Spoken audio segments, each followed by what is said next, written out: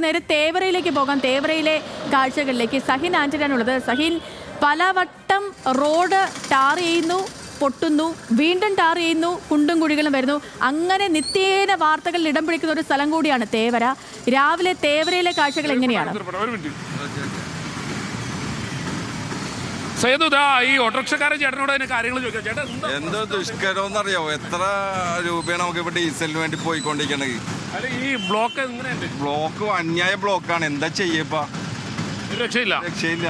എന്നാണ് സേതു കാണുന്ന കാഴ്ചയാണ്. ഈ തേവരയിൽ രാവിലെ ജോലിക്ക് പോകുന്ന ആളുകൾ ഇങ്ങനെ നീണ്ടു നിവർന്ന് കിടക്കേണ്ടി വരുന്ന ഒരു അവസ്ഥയാണ് ഈ തേവര ഭാഗത്ത് ആകമാനം.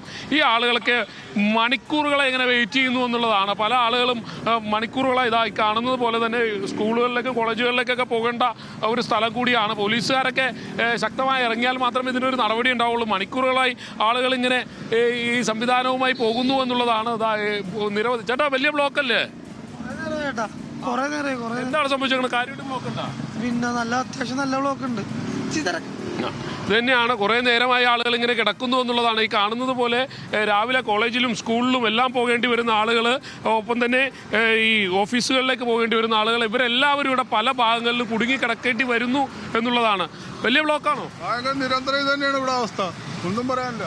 ഇത് തന്നെയാണ് ആളുകൾ ഈ പറയുന്നത് പോലെ ആളുകൾ എല്ലാവരും അനുഭവിക്കേണ്ടി വരുന്നതാ. കുട്ടികളൊക്കെ സ്കൂളിൽ പോകേണ്ടി വരുന്ന കുട്ടികളൊക്കെയാണ് പല സ്ഥലങ്ങളിൽ നിന്നും ഇറങ്ങി നടന്നു വരേണ്ടി വരുന്ന ഒരവസ്ഥയാണ്. ബസ്സൊന്നും വിടുന്നില്ല നിങ്ങള്?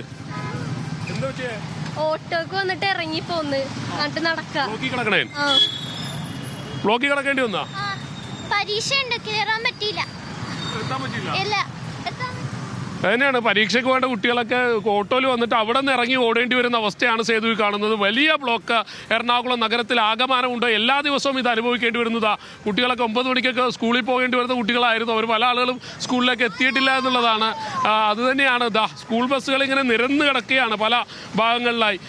കാരണം 8:30 9 മണിക്കൊക്കെ സ്കൂൾ തുടങ്ങും. പക്ഷേ ഒരിടത്തേക്ക് സ്കൂളിലേക്ക് കുട്ടികളെ എത്തിക്കാൻ കഴിഞ്ഞിട്ടില്ല. വലിയ ബ്ലോക്ക് ഈ ഭാഗത്ത് അനുഭവപ്പെടുന്നു. വാഹനങ്ങൾ ഇപ്പോഴാണ് ഒരു പോലീസുകാരൻ ഇങ്ങോട്ടേക്ക് എത്തിയത്. എന്തായാലും കാര്യമായ ബ്ലോക്ക് തന്നെയാണ്. എന്താണ് അവിടെ വണ്ടിയില്ലേ? വലിയ ബ്ലോക്ക് ഉണ്ടോ? വലിയ ബ്ലോക്ക് ഉണ്ട്. വലിയ ബ്ലോക്ക് ഉണ്ടല്ലേ?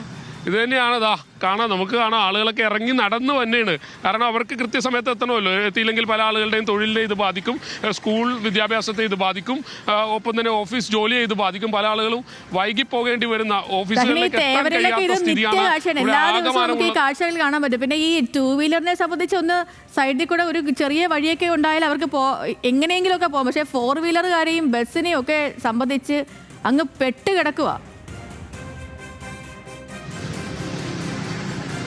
തീർച്ചയായിട്ടും സേതു അത് തന്നെയാണ്. കാരണം ഈ കാണുന്നത് കുണ്ടന്നൂരിൽ നിന്ന്, അതായത് ദേശീയപാതയിൽ നിന്നും കുണ്ടന്നൂർ വഴി നഗരത്തിലേക്ക് കടക്കാനുള്ള ഒരു പ്രധാന പാത കൂടിയാണിത്. ആ പ്രധാന പാതയിലാണ് ഈ കാണുന്ന ബ്ലോക്ക് ഉള്ളത്. ആകമാനം ബ്ലോക്ക്.